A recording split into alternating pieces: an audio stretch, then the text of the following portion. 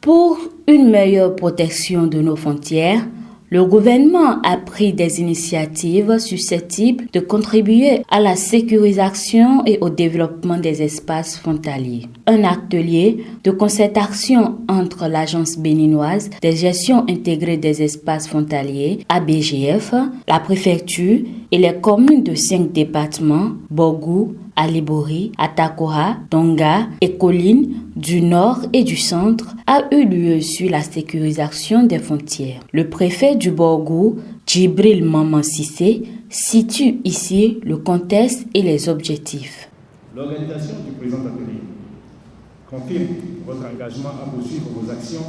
dans la même dynamique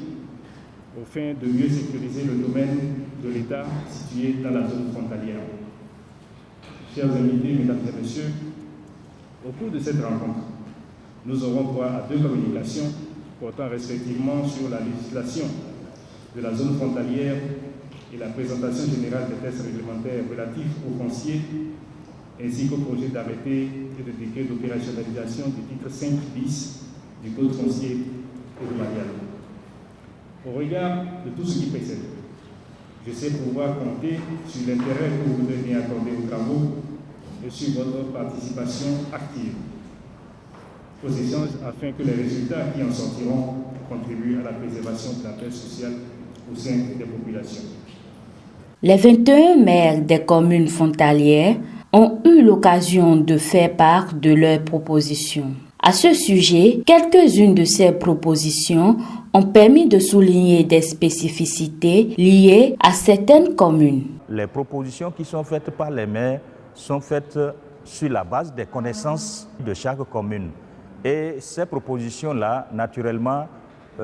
tiennent compte de ce que nous connaissons en matière de sécurité, ce qu'il faut prendre comme disposition. Mais il y a les spécialistes de la sécurité, les spécialistes sur le plan juridique qui vont essayer encore, et c'est l'une des recommandations, de voir concrètement qu'est-ce qu'il faut ajouter aux propositions théoriques et pratiques aussi qui sont faites par les maires pour que le volet sécurité soit pris en compte au-delà donc des propositions faites donc par les maires au niveau des différentes communes et pour tenir compte des différentes spécificités par rapport donc à la sécurité, parce que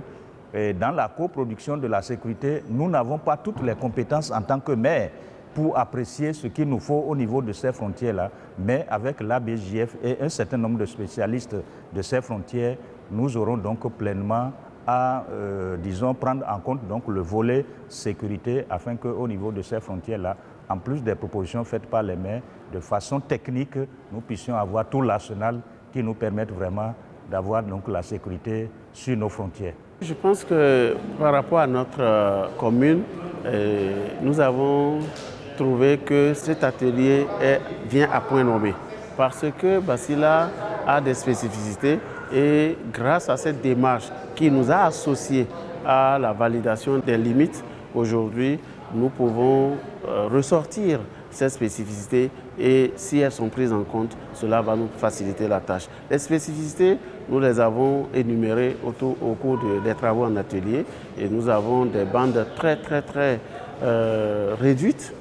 par rapport à l'occupation actuelle du terrain et nous avons aussi en termes d'acteurs économiques, nous avons des acteurs tels que les transhumants et tels que les opérateurs économiques de pays voisins